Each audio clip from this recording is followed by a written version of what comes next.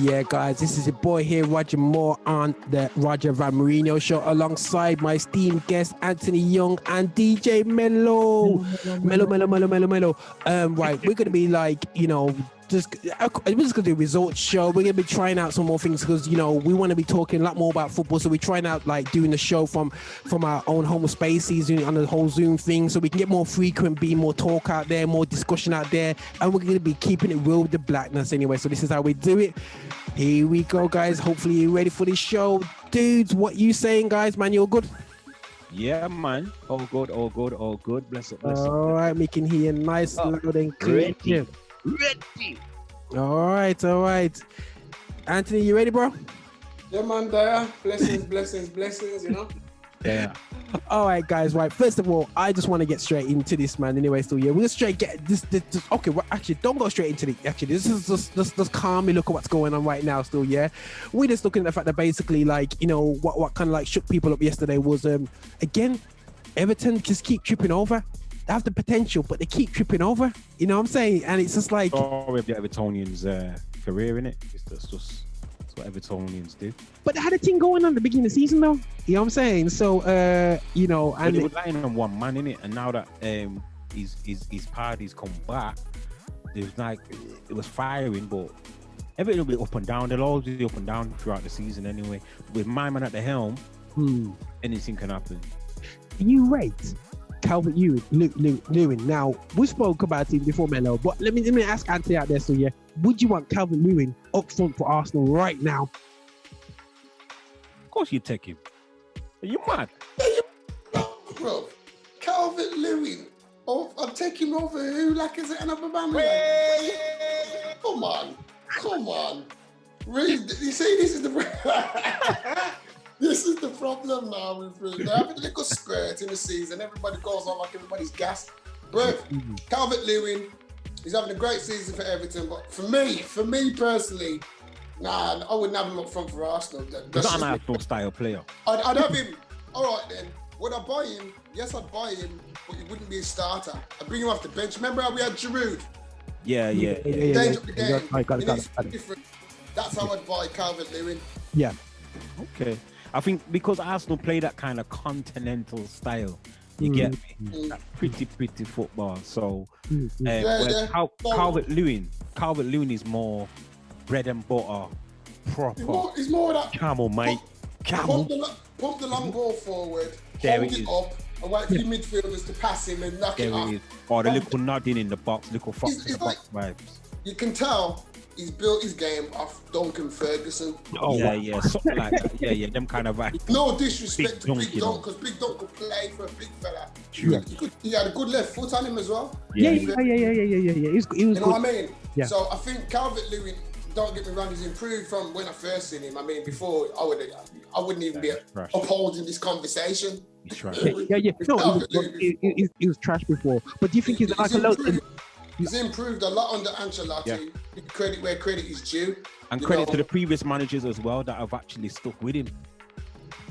Yeah, but Ancelotti's giving that chance though, regular. Yeah. Where the others, he'd come in, probably play a 2 game, then he's back on the bench. Whereas Carlos had a word with him. Remember, Carlo told him, you need to watch them Inzaghi videos. Yo, listen. Inzaghi read it. Yeah.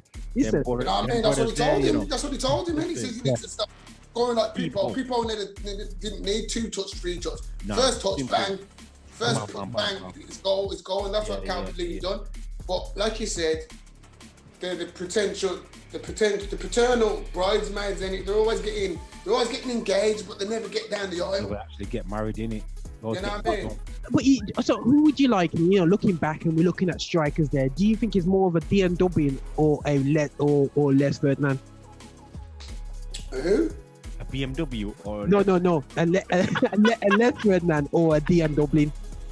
Dean Dublin. Yeah. Dean Dublin, right? Dublin, man. Remember Dean Dublin?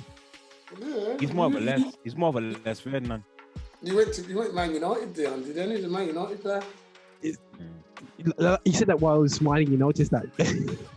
I noticed you didn't want to say anything, but he was a Man United player. I do remember. Dean Dublin. Man United. I remember playing for Cambridge and Coventry City. Yeah, I remember when he came from Cambridge as well. That's right. So yeah. But on the level, I think he was a bit. It's a bit more like Dion, you know. It's a bit like Dion. I feel like it's just like Dion weren't gonna hit the ball from outside the box, but he was good in the air, good in the 5-yard box, the 6-yard box. You know, the small area. The bread and butter. The bread and butter part. The bread and butter. Part of the history. What's that? Dion's part of the history of this team, but at the end of the day, you never be speaking about Dion on a set level, with all due respect. And in the same way, you wouldn't really be speaking about Calvert-Lewin unless he has another, say, 2 years of just banging goals for joke. Yeah, but you can't really talk about him in them kind of levels there. Dion Dublin was one of those ones where, yes, you have to mention him, but he wasn't a killer. Yeah. No, He wasn't a killer. You know what I mean? Calvert-Lewin is going on like a killer at the moment. But give us another at least year or two of consistent savagery before we can respect him and put him in them the upper echelon. I think, get me? To tell you the truth, I think because Calvert-Lewin's had 2 little games for England, everybody's overgassed him. Yeah, exactly. Personally, I'm just being honest. He's just overly, because let's be real. Striker to striker, who would you rather have, Calvert-Lewin or Mason Greenwood? I know I'm going with Greenwood. Exactly. Yeah. So they pushed Lewin because Lewin's kept his nose clean, playing up front for Everton. Little Mason now, he's had a little bit of a, with the lads on England duty, he's had a bit of a little bad boy thing. You know what I mean? They're trying to teach him a lesson and that. But really, Mason Greenwood should have his spot in that squad. Yeah. Because he's special. As I said, he's a special player. You can tell he's good. He can finish. He's got some power in his feet. He can finish from all angles. He showed you last year with Martial and Rashford, the front three scored 50 goals between them.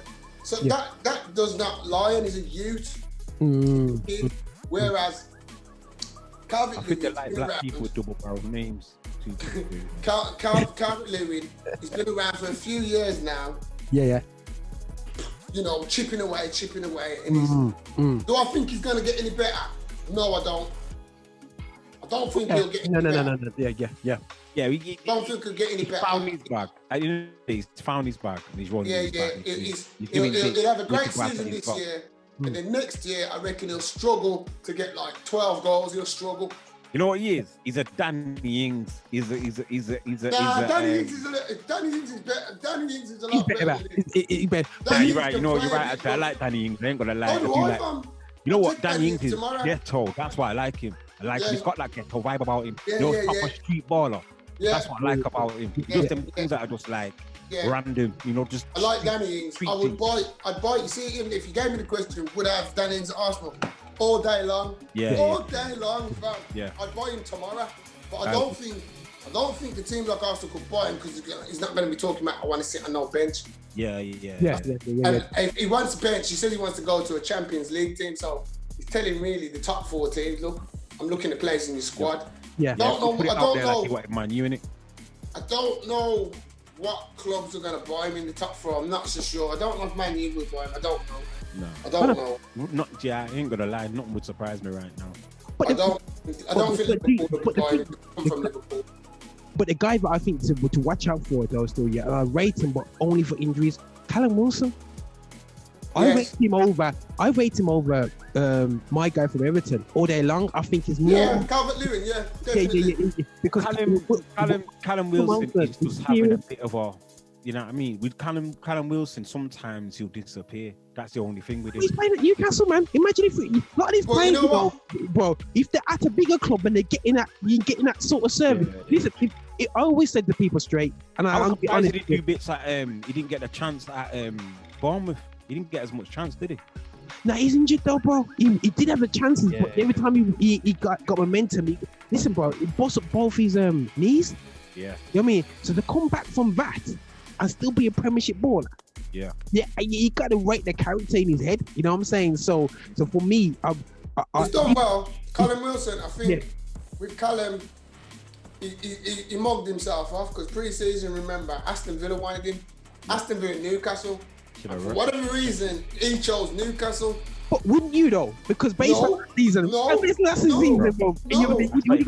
Newcastle was time though. You didn't know what else. You know what Aston Villa was gonna come with. No, you didn't, bro. But what what I'm saying is this: what you basing Newcastle on? Historic, big club. They're not bigger than Aston Villa. Let's get it twisted.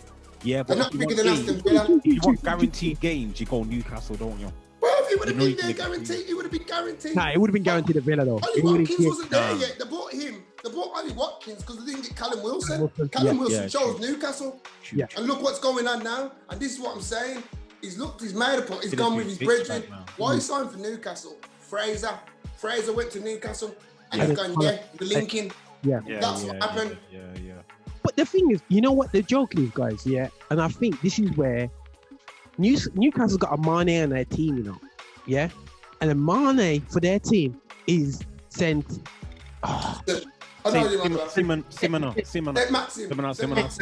Yeah. Alan St. Maxim. As he went and got injured and Corona hit him. That's where that's where Newcastle beat. And as he's back in the squad, Newcastle lifts up the team. Now this is the Arsenal ready to party hard. Tell them my party hard. He said, "In our part, you got to realize that you notice when black players are not."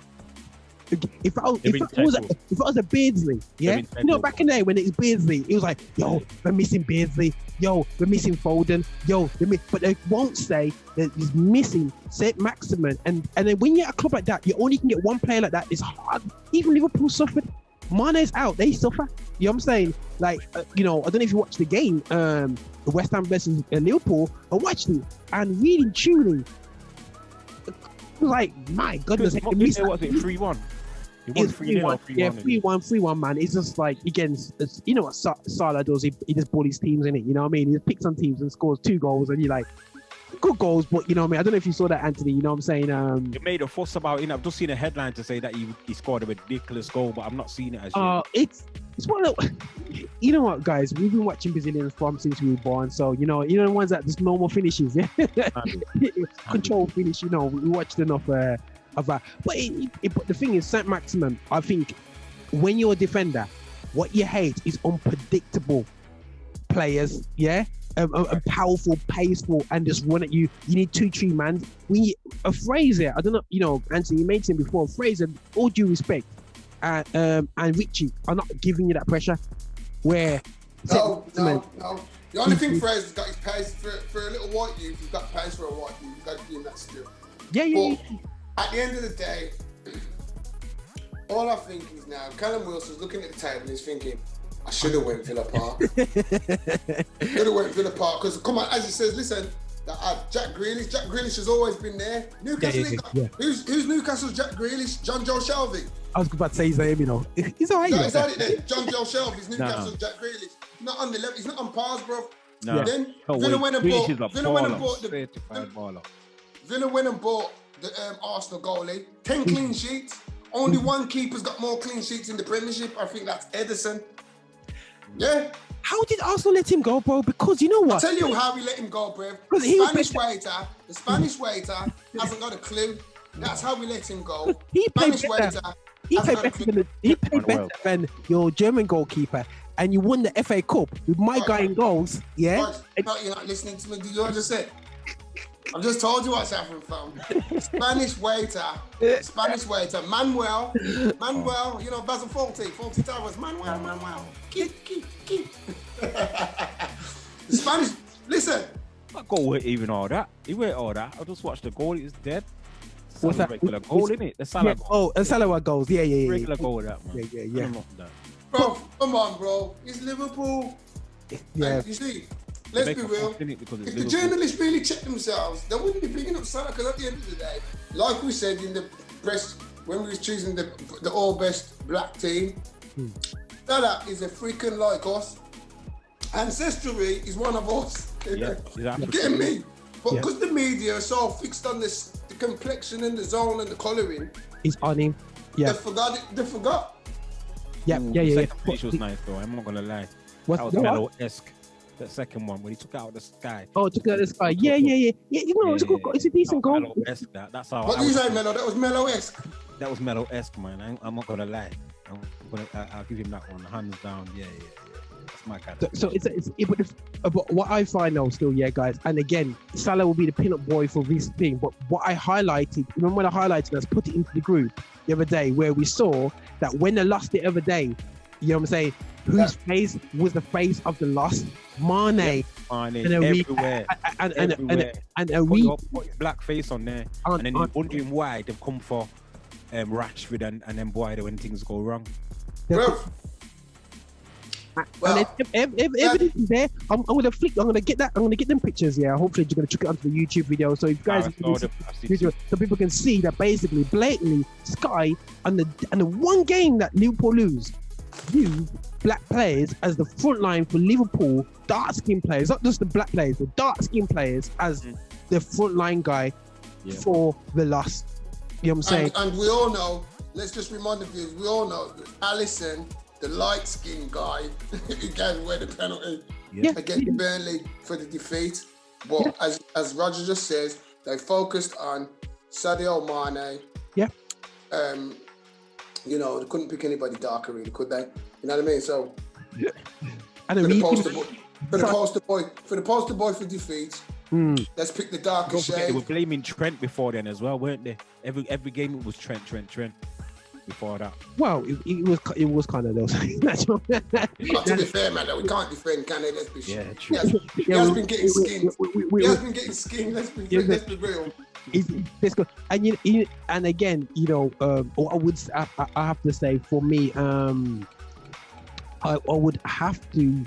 It's kind of like salute, like I said, Liverpool in a bit now, because you know what? Over the years, let's be real. Looking back, it's not until now you look at their team and go, boy, they let loose of the black players. You know what I'm saying? Because it's all you see. I've never seen so many. You know, have the doof, they have the odd one now, and you know what I mean. They have the one, and that's been doing that for a long time and getting away with it. You know what I mean? Right up to Stevie Gerrard era. And then now they've got the Jinga vibes there. They've got the Brazilians in there now. They're doing their thing. Yeah, man. It's saying so. It's interesting. But I think that time's over now. Anyway, still, personally. Yeah. All right then. You're impressed because Liverpool have got so many black players in the team. Yeah. All right then. Here's me. I'm gonna throw a dampener on the KKFC. Let's have it. All right then. How comes one of the greatest ambassadors for Liverpool Football Club has a black skin player who, Johnny Barnes, has got no ambassador role for Liverpool FC? But hold on, Ian Rush has that role. Carragher. What is that then? All of them. What is that then? How comes, looking back, ambassador roles, there's no black player? All these black stuff I was just saying, they're bringing through and they played for Liverpool and they've had Liverpool careers. Even United's got a couple of black ones. As rubbish as he was, Traore won the European Cup for Liverpool. Wow. Timmy Traore. There you go. You understand? So he can get a job. He can get a job as an ambassador for the club, but oh no, because his dark skin won't look good under the white sheets, so they don't give him a job. Wow. But Ian Rush can get a job. Okay, Ian Rush scored a bag of goals, but don't tell me Ian Rush influenced Liverpool more than Johnny Barnes. I don't want to hear that. I don't want to hear that. Hold on, Raj. Let me finish. As Mello says rightly, go across the road now with the rivalry with the great Manx. Andy Cole flying the flag. Yep. Andy Cole flying the flag. Real legend. Won trophies for the club, and he goes around the world and he talks about his time at Man United, and you can see when he talks, he's talking from his heart, fam. He's talking like he loves that. You understand? Johnny Barnes is the same when he talks about Liverpool. He's there. He's like, we, and when we won the league, and we've been waiting 30 years, and Johnny Barnes can't even get a job. Bro, he's his own worst enemy, you know, bro. Because I don't want to hear about his own worst enemy, bro. Why isn't Liverpool giving him a job? Did that rap? Yeah. No, but the thing is, you know what I think? Pats were in there, you know. You know what? God, the goal. But the thing is, the reason why I say it's his own fault for that generation as well. They were complicit, to a certain extent. They went against it, and it's only now. How many years ago did John Barnes start shouting out? about 3-4 years ago. About last year, bro. When he went on BBC, the running breakfast program and was running it on. Was it after the Floyd? Was it after Floyd died or just No, it's after before. that, when they had a few. Just after Floyd came about and he started. Yeah, they had a few in the studio, and then he found his accent again. Yeah. I don't know what kind of accent that is anyway. But you know what I mean? The Friday Hardy. No, Australian. But but the thing is, for me, John Barnes is like, I remember listening to the interview with Carlton Palmer. Here's one. I listened to the interview on TalkSport. You know them late ones in an interview. Is that the one when he says about what Atkinson? Yeah. Killer interview, that is killer. Why? What did he say? Did he rate Ron Atkinson? He was bigging him up because he bought him drink. No. He's bigging him up, but he's saying how when he plays football and he gets racially abused, and they'll say, "Oh, you black B," and he'll go, "Correction, rich black B." Know that, and he says he phoned up Ron Atkinson. He goes, "Run, I've made it, Ron. I've got all these white people serving me." Start dropping it in. Yo, Carlton Palmer goes in, fam. Makes them know, because I got white people painting, doing my garden, painting my house. This is brilliant.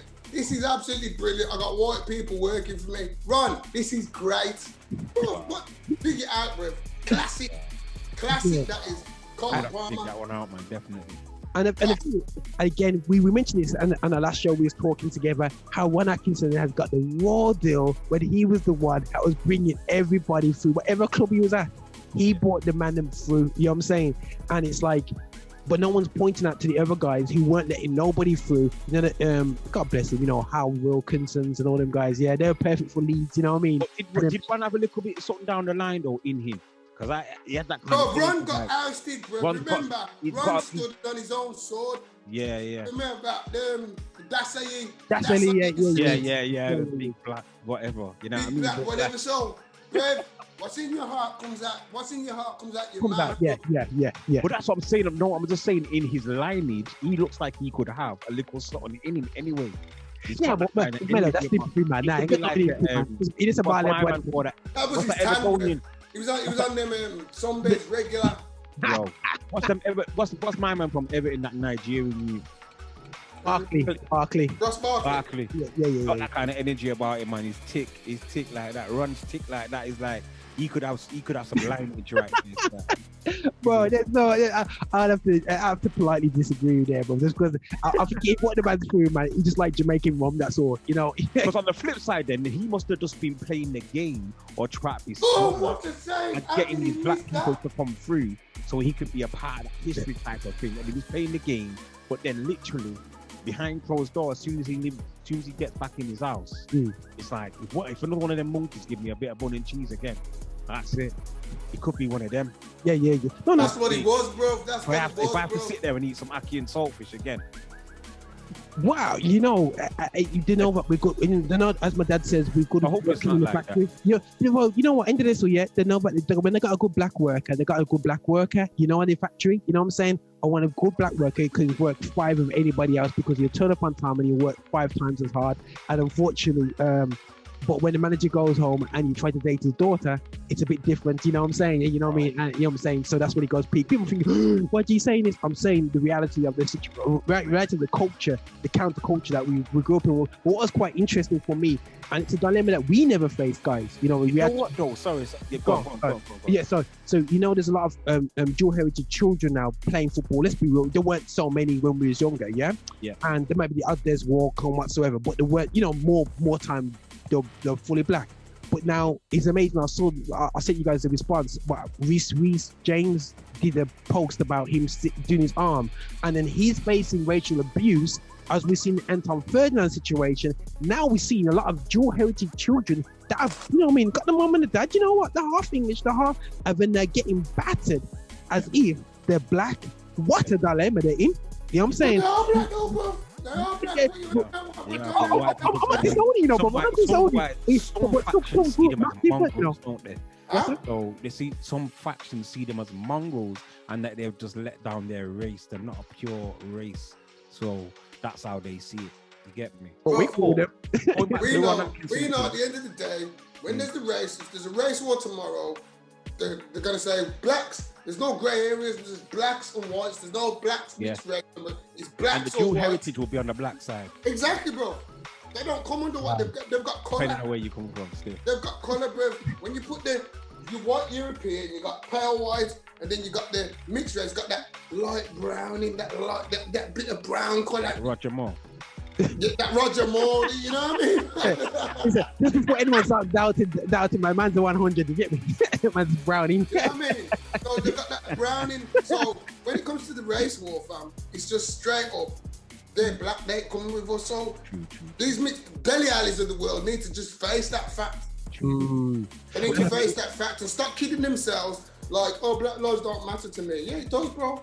We see going back to the Ron Atkinson thing, yeah, it's almost like back in the day with the slaves and that, they wanted the biggest, blackest, strongest. Yeah, the Mandingos. Realize that era there where Ron Atkinson was bringing them through. Don't forget how many black athletes was coming through them times, the Olympic Christies and the people that they were integrating into the English. You know what I mean? The Akabusi. How the heck is he English with Akabusi? You know what I'm saying? You know what I mean? Right up until, you know, they've got so many at that time that was coming through that were black.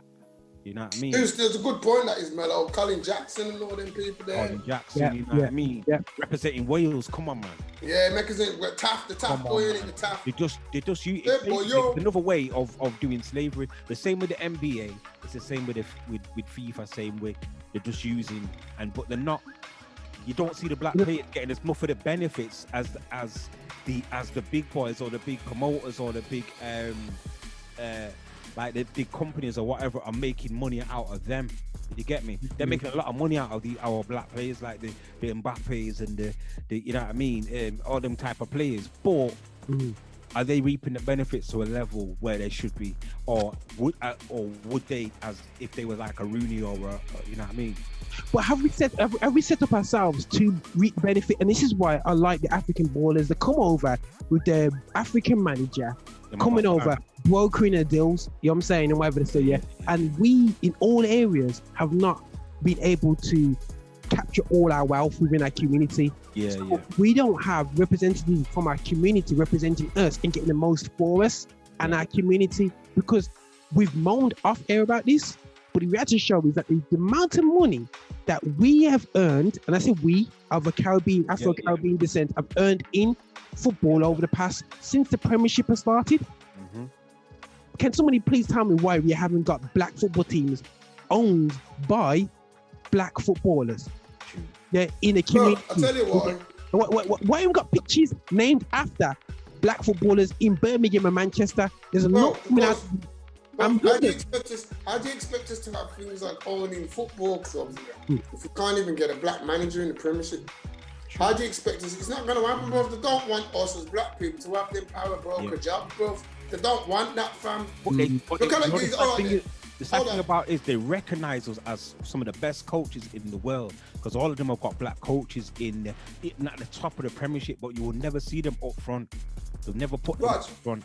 Here's the best one, Raj. All right, look at this. Look what we do in care. Look in care. When you go to a care home, how many of that care staff team are black? It's the majority alive. True. Because we know, without being racial, disrespectful to no one, but the best care usually comes from the Afro-Caribbean country people. That's fact, that is. That's not because I'm black, I'm saying what I see. You understand? Over the years, I've worked with a lot of people, black, white, Asian, rare. We were the backbone to the you know what I mean? in this country, bro. And it's the proof in our actions. You know, black people like the Asians, we ain't putting our people in care unless it's the last resort, fam. True. Whereas the Caucasian, from to get to certain age, that's it, mom, you're going in care. Boom, they're done. So there's no care. You can straight away see there's no care. But when you go to these care establishments, how many are managers, black people, in the bigger positions? How many of them really? No. And what about the places like Ofsted and all these different organizations? All right, then, bro. You know what I mean?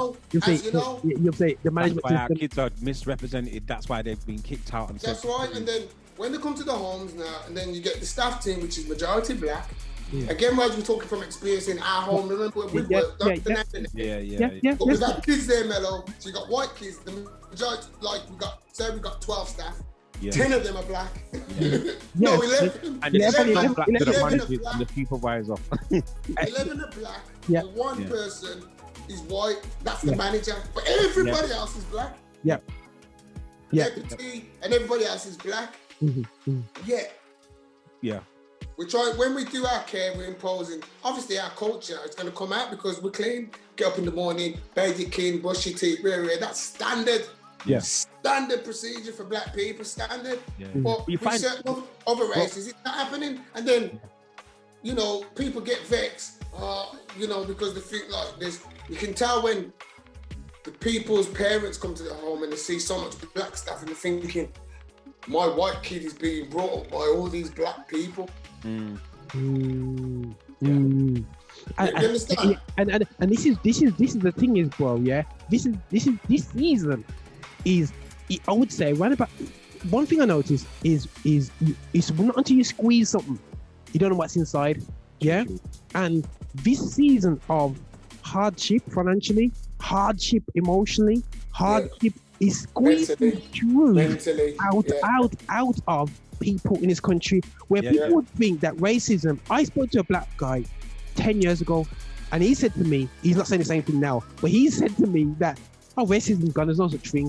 Yeah, you know what I'm saying? It's not, there's no, yo, bro, what about now? He ain't saying it. You know what I'm saying? He's far from saying it.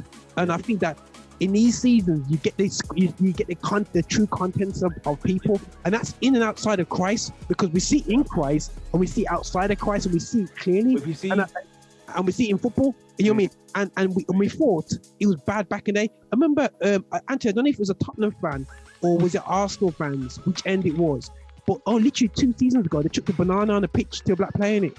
It was in the derby. It was a Tottenham fan. It's the Bamiyang when he scored the goal. That's the one. Like, bro, this is North London, bro, where black players have been integral to both teams all my life. You know what I mean? I'm going back to man like Michael Thomas. Is Michael Thomas? Yeah. Who's the guy who used to be a big black guy in the centre midfield for Tottenham? Wasn't Michael Thomas? No, it wasn't Michael Thomas. Who was that? Andy Gray. No, it was Mitchell. Mitchell Thomas. Yeah. Mitchell Thomas. Right. Yeah. Got Mitchell Thomas. You had Wolf Fox. Is it not Wolf Fox? Wolf Fox was at Tottenham. Yeah. Tottenham. He had Rogue. I was looking at some of my things. And you had Ferdinand. Went Ferdinand at Tottenham. Yeah. Yes, yeah. So we've had all these guys, and you mean to tell me that just a monkey into game to banana? You know, when you're banging them goals, you're on point. As soon as you start missing or you do something wrong and we lose a game, you're just a monkey. Wow, this is Mello, you've lined it up straight in there. Go straight to Old Trafford. And let's talk about your mob, Roger, Mello. Let's talk about your firm. All right. Racially, hold on. Okay, your firm racially abusing Marcus, school meals, Rashford. Yep. Let's talk about it. Talk about it, fam. What do you, as Man United fans, let me hear. Mello, I'm going to start with you because you're closest, man. Bro, you know what, though? I'm not going to lie. Because personally, within my family, my nephew, my little cousin, who has worked at Man United for a good, from he was 5 or 6, ball boy. And he was, so it's about 10 years. He's grew up through the club. He's plays for City. But he's grew up through the Man United system and whatever, yeah? He turned up for a match to do his duty at the match. Don't forget, he's been there week in, week out, every home game, yeah? The security, because he didn't have his badge with him, one of the badges he didn't have with him. Now, they could have just called the supervisor and they could have sorted it out. Could have got a temporary badge or whatever. They beat him up. 16-year-old, and they twist him up in front of everybody, right? So... And that was only a year ago. Yeah, just a year ago. 16-year-old young man, young black boy was beaten, and he works for Man United. Yeah, so no surprise me. Yeah, I didn't expect it from my club. Yeah, my club from my heart. You get me? And then when you see the stuff that happened last week with Martial, now I was rinsing Martial. I was going in on Martial. Yeah, I was calling him black this and black that. I kept it football at the end of the day. Don't like his stink attitude. So I'm not his biggest fan at the moment. But I'm not going to go there to a level where just because things are going wrong, I'm going to point a finger at this black, whatever you want to call it, this muley. Like, you can't do that, man. You can't do that. No, not at all. I think for me, 100%, bro. I do think that for me, the whole situation with the racism that had those players, it's just really sad that, you know, the racism is just, it just really brings out the problem with Man United. You've got fans all over the world, all over the place, and whatever they're still here. So you don't even know which part they're from, whether they're England or not. But the reaction, there's no room for it, and I think that the club doesn't tolerate it. And I watched a video today actually about, you know, one thing I do rate with the UK over some of the other countries there sometimes. I remember when Keane got racially abused in scoring for Italy, scoring for Juventus, and he got and the Calgary team, they tried to blight off like it never happened. Yeah, blatant monkey noise against him, and then his own players. He's captain, and it's captain. Yeah, his own captain, but Mr. K that came out. He was at fault or something. He shouldn't do that. He shouldn't celebrate like that. He shouldn't do like this, and shouldn't do like that. So I do see us in a situation where I see Man United obviously made a stand, but it just frustrates me. My dad always told me when I was a youth anyway, he said, listen, when he was at the Albion, going to the Albion, one of the most racist fans with Man United, he told me from a long time, listen, they were scary. As soon as I see you, oi, monkey, and they throw bricks at you and whatever. I never ever saw that, you know. I never ever saw that side of my dad's going back into like Seal Regis times, you know what I'm saying? You know them days. Although, to be honest, yeah, they used to do the chant about the referee at Old Trafford. You know what I mean? You black, you black, you black. You know what I mean? You used to say that to the referee, like there were black people in the stands and like there weren't other black players on the pitch. They used to say, you black, you black. This is what I don't get, guys. Yeah, Old Trafford. It's like they're so, and then it's like I can't believe the brazenness of racism in football right now. It's like the braces are like nothing can happen to them. Like the guy. How was it not a national outcry when the black golden boy Rashford was abused? That should have been front page. That should have been breakfast television, all them kind of thing. But when they're feeding your kids, it's all right, and we'll bring you up front and we'll put you on this platform and that platform. Yeah. As soon as we come in for you, it's like, oh right, okay, nobody's backing you. You know what I mean? That's one that really stood out for me. You know what I mean? So that's where push comes to shove. When push comes to shove, you are just a Negro, and that's right, bro. And I was just gonna say, like how Anthony was talking before about how, you know, you never see you see plenty of them the black guys there within that workplace, but the management is always going to be English, always going to be white. Yeah. And you find that in each and every, even look through the media. All these black people that try to bring in through the media now. Always gonna be. If you watch NBA, bro, it really stands out in the NBA, right? Big American sport. We're the best players in the world are all black, but not one of those black presenters are actually running. You know, for the major stations. They'll all pundits will be black, but it will always be led by somebody of white origin. Always, if you check out all of the pictures, you can see you actually brain there, Roger, but you can find even Stephen A is probably the only one, and he has his little sideshow, when he's on his own, you get me? But even when he does his show with Max Kellerman and them by there, they always have the English girl who's orchestrating things. She's the main anchor, you get? So, why? Same in England. But I'll just say this: can I pipe in as a neutral on this old Man United in red killing the blacks thing? Listen, at the end of the day, Marcus Rashford. I mean, take him out the football zone. Marcus Rashford's front page news for what he's doing for the whole of the country regarding school meals now. Obviously, he's playing in a game. The fans are frustrated.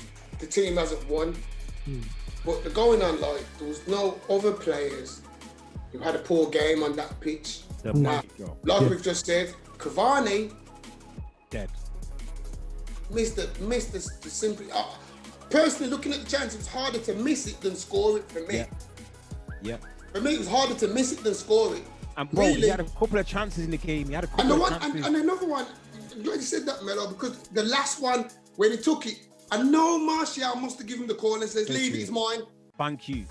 Martial must have given him the call, fam. It was three main chances that he had. Guys, which game are you talking about now? We're going into the Arsenal game because it sounds like Arsenal game. I thought he was flipping it. I thought he was looking at the Sheffield. Come on, Raj, Cavani, the miss. Yeah, but the thing is, he had the blatant open miss where he got the goalkeeper even put his hand on the open miss, but I'm talking about the one he took off Martial's toe. Yep, and he was stretching backwards, you know. He was stretching backwards, whereas Martial was. Yeah, Martial was running onto it, straight in, bottom corner, 1-0, 3 points, game done. Yeah. That's what should have happened, but Cavani being craven, what you see. But that game was down to Ollie because it was once you hit that final third, everybody's doing their own thing. The amount of times I saw in the final third, why strikers up near the halfway line and picking up the ball? Why you got strikers throwing the ball in from the halfway line? What kind of foolishness is that? It's just standard football that was not there. How many times were the strikers not in the box? They're the ones passing the ball into the box. It don't make no sense whatsoever. Bruno, what the heck was he doing? Some of the passes that he tried to... Easy, man. Take it easy, bro. Some of the passes that he tried to attempt, I was like, bro, if I was there, I'd love to just come over. Listen, Anthony, don't just feel for Mello. Yeah, he has some hate towards. Man, I like Mello. Mello's talking the team. I talk the team. He hasn't got them rose-tinted glasses on. He's talking the ting. You know what I'm saying? He's talking the ting, Raj. And I can see you there, Raj. You're squirming in your chair. You're squirming in your chair. I've got time for Bruno. I actually like Bruno. No, I think taking on too much responsibility. He needs to chill and just play his game. And remember, it's a team game. He's doing a Kyrie Irving right now. No, for me, with Bruno, I think the problem is the thing what he brings to the team as well. Something that Gary Neville said as well is energy. Yeah, the team had no energy in the team, no urgency. He'll run around and he will get tackles. Even if he's got a bad game and all his passes gone, he will still come back and work the tackles. This is where my thing as a midfielder, Anthony, we grew up, and you, Mello, we grew up. If you're playing centre midfield and you don't go into your own box, to make a tackle, you're not a centre midfielder.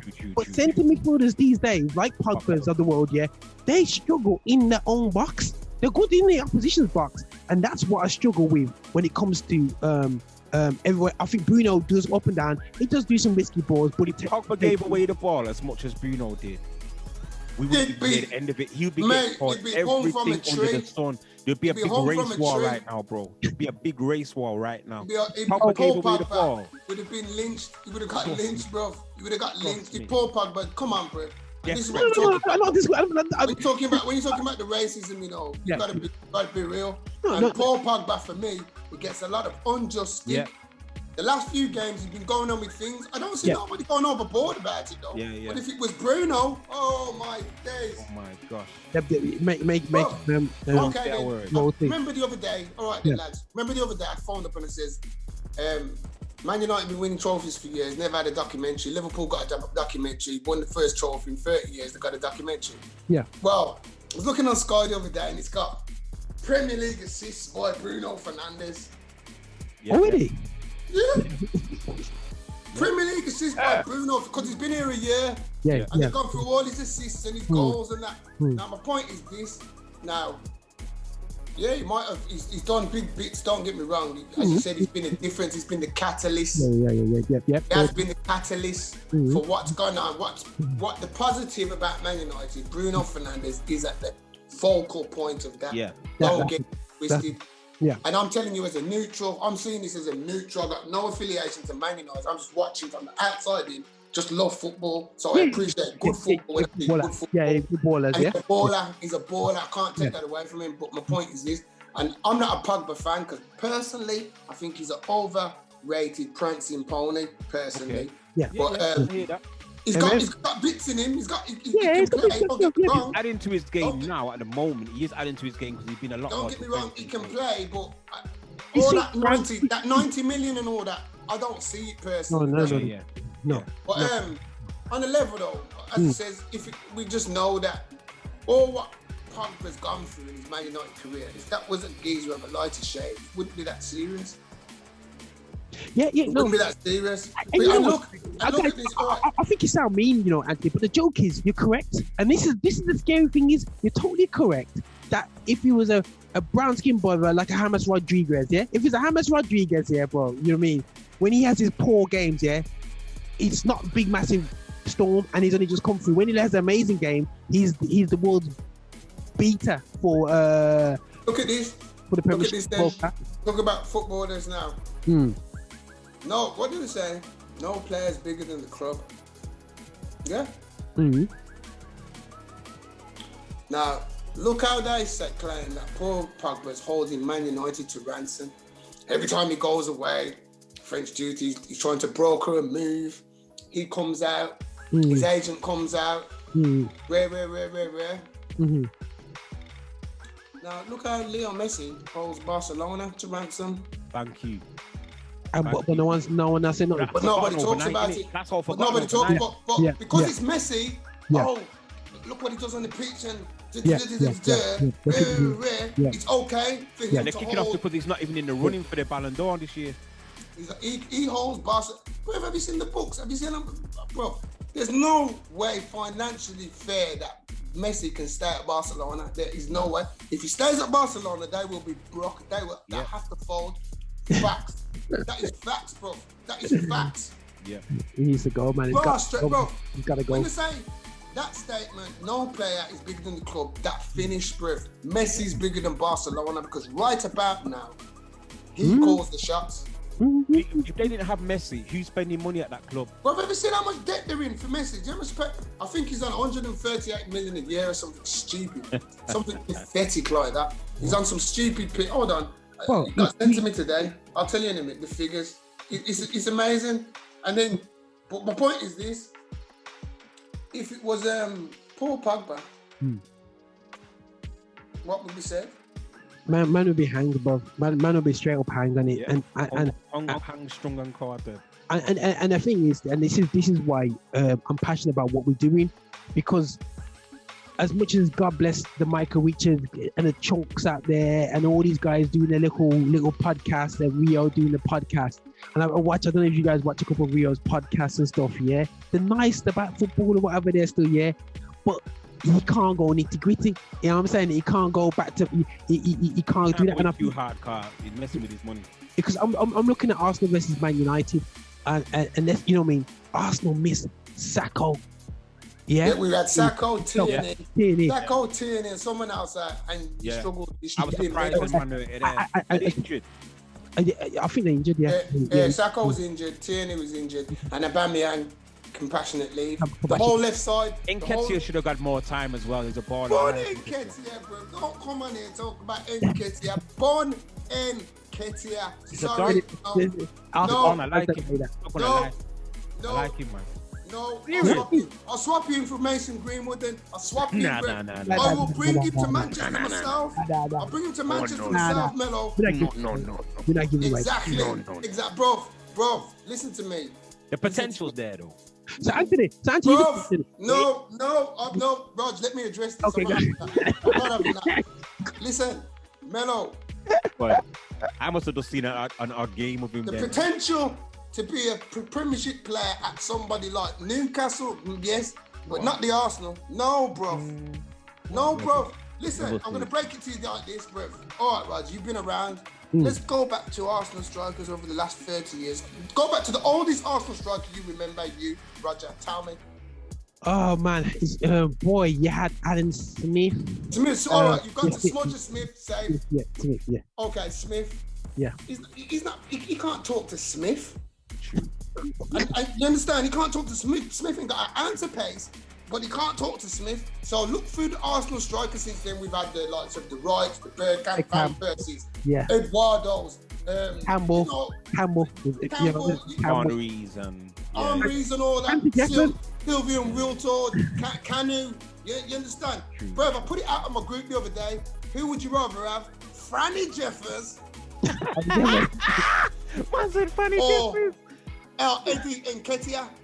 Wow. Man said Jeffers. Bro, Yo, Franny was ghetto as well. I like them ghetto ballers. Listen, my Arsenal group is pure black youths, you know. Yeah. Pure black youths. Arsenal is a black club though. Straight, plain and simple. Listen, every man picked Franny Jeffers. Every man picked Franny Jeffers. Know that. No disrespect, you know. And you know what killed it for me, bro? Somebody sent something to my phone the other day, and I was talking to Ed, who's like Ian Wright. He went to see the graduates who came through. So he spoke to Nketiah. He spoke to Smith Rowe. Emil Smith Rowe and Willock. Mm-hmm. Eddie Nketiah was on the books. Willock used to be at Old Trafford as well. Willock used to be at Man U. Yeah. Nketiah was on the books at Chelsea, bro. They got rid. Oh wow. Chelsea got rid. His good friends, Nketiah's good mates with Willock. So the Arsenal cats. Willock used to be at Man United, Steve. Do you know any players? And he says Eddie Nketiah. This is why he said this is because every time we play against the Sunday League team, he scores against us. That's why Arsenal signed him, bro. My point's this: Chelsea kept Tammy Abrahams and got rid of Eddie Nketiah. I don't rate Tammy Abrahams as anything special myself. Wow. So again, no. When we took to go back to the beginning of the program, who would you have? Tammy Abrahams or Calvert-Lewin? That's the comparison. That's the comparison. No, I don't think Tammy Abrahams in a level. I don't think but Tammy Abrahams is in the league of No, I'm just saying, but experience wise and just natural. That's who you compare them to. That's who you compare them to because lower league. Yeah, big man, big tall man. Big tall man. That's what I'm saying to. So if you had to choose one, it's Tammy Abrahams or Calvert-Lewin. It's one of those. Eddie Nketiah now is that Michael Owen goal line guy, fox in the box. And that's my point. He's got nothing to his game. My point is this: Arsenal forwards have got more than just putting the ball in the net. You gotta have something about you, fam. You gotta be able to create a chance from nothing. That's what Arsenal strikers have always been able to do. Eddie Nketiah cannot do that. And the proof in the pudding. Aubameyang had to withdraw from the cup game against Southampton. Who was up front? Nketiah. What was the end result?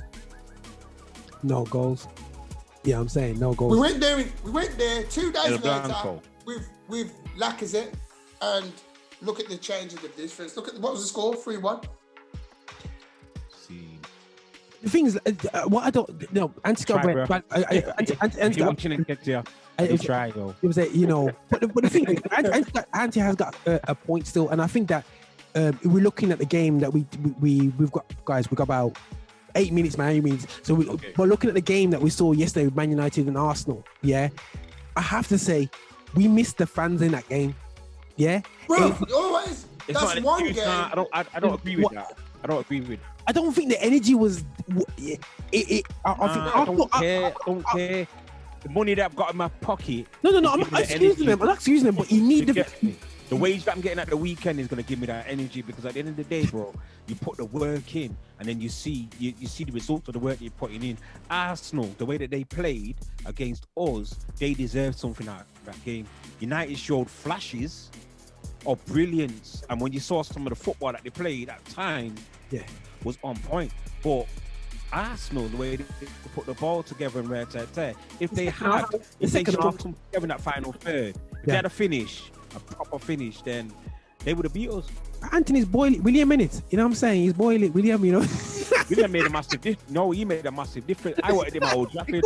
I would have took him at Old Trafford last year. But hey, Anthony, talk to Mello. He for all seasons been saying that we should have got William. Should have got him at the time. A couple of years ago, we should have got him. You know how long me and Roger. I like William, man. Listen, I love William. When I remember when William came to England, he was supposed to sign for Tottenham. That's it. And Mourinho. Mourinho hijacked the deal. Yeah. Got him to Chelsea. Yeah. And I said, bro, that is the best bit of business. Yo. Jose Mourinho's ever done in his life, fam. Yes. I love William, bro. And when I heard he was coming to Arsenal, bro, nobody was more gassed than me. I swear. Yo, I was gutted because Man U tried to get him at the same time. Man U was thinking about getting him at the same time. You see when I seen him miss yesterday?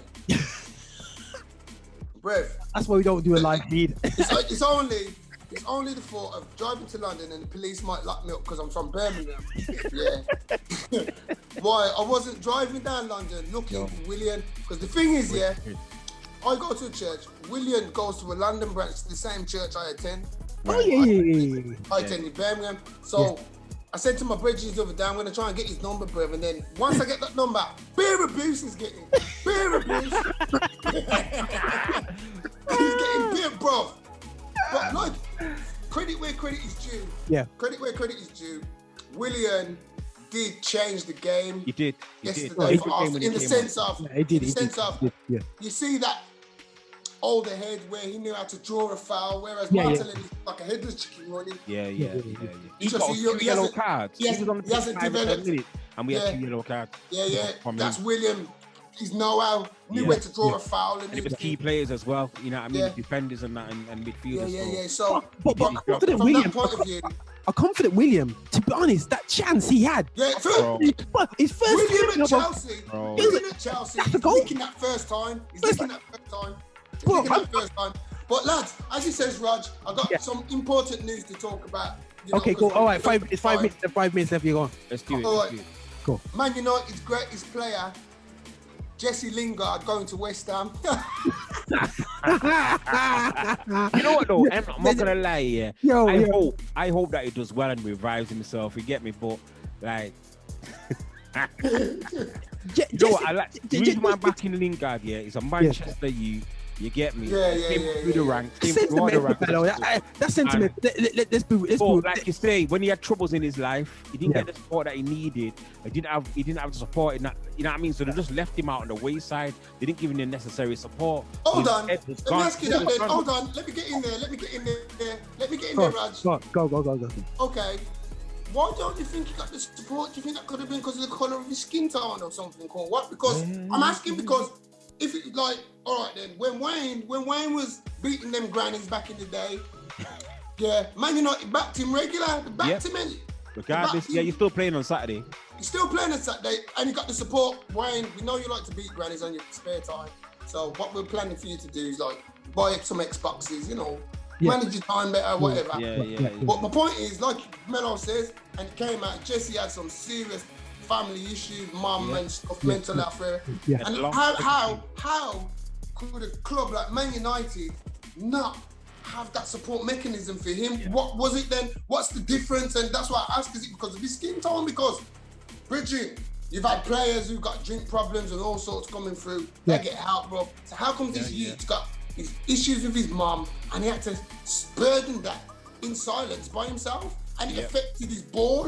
Affected his ball, fam. And nobody was there. Before them times, he was doing bits at the end of the day. Yeah, to be fair. A couple years ago. Let's be real, bro. World Cup. He was one of the main players. Main players. He couldn't drop him. England regular. Exactly. He was England regular. Jay Lings, bro. Jay Lings. That's why he got his own clothing line. Jay Lings, bro.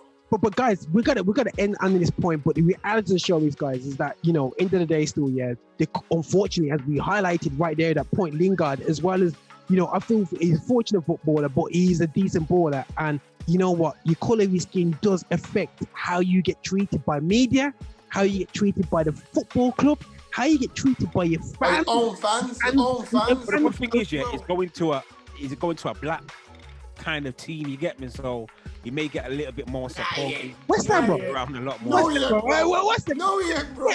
Mello, what you protect that for, man? Mello, you got me here, Mello. Yeah. West Ham not got pure black people on there.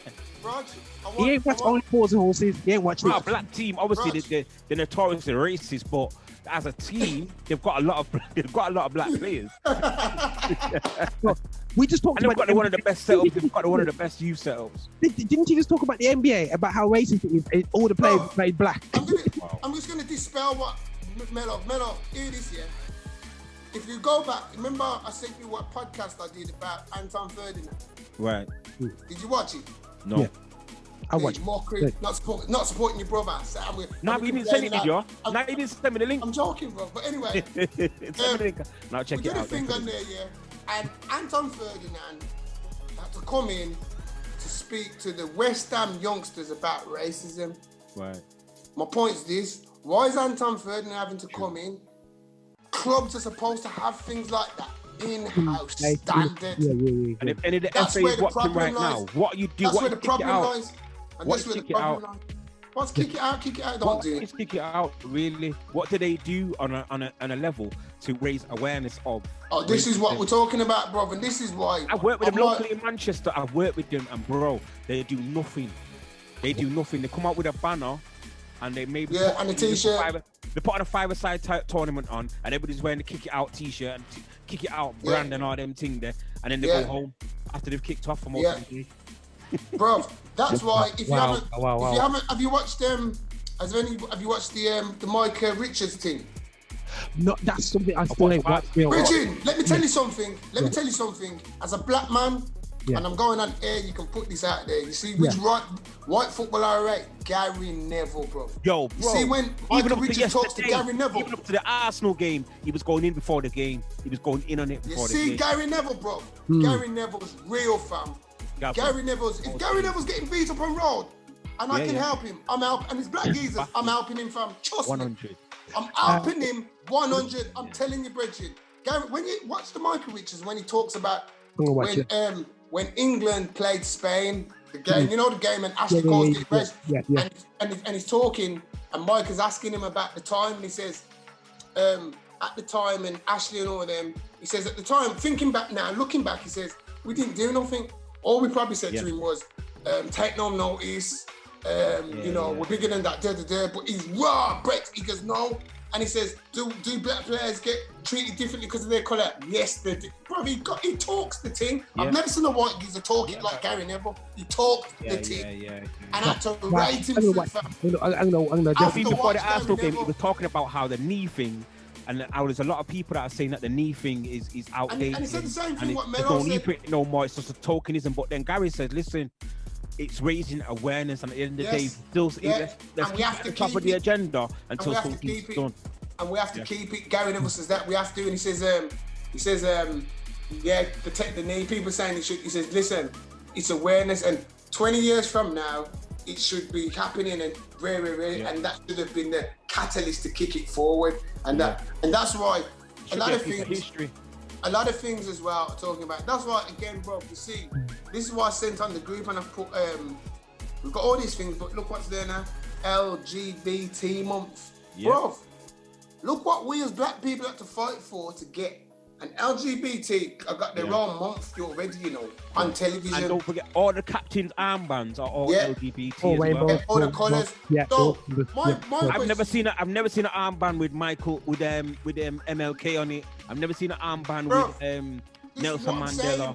This is what I'm saying. So how comes now then? Pele, I want to see, come the anniversary of George Floyd's death this year, I want to see if captains, I got the black BLM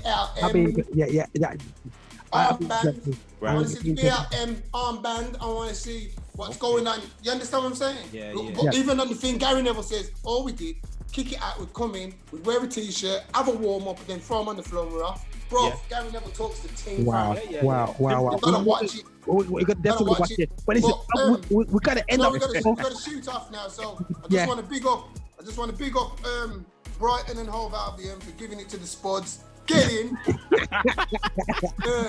know what I mean? All you Tottenham fans out there, sorry, but it's an Arsenal thing. You know it goes. Pride of North London and all that. Always have been, always will be, until you mugs win a trophy. Yo, check out Black London Footballers. I've just typed that in YouTube, or Black Footballers, but I typed in Black Footballers. It's come with Black London Footballers. I'm watching a bit of it a couple of days ago, so check it out on the YouTube. Okay, cool. Guys talking about racism and stuff like that. So.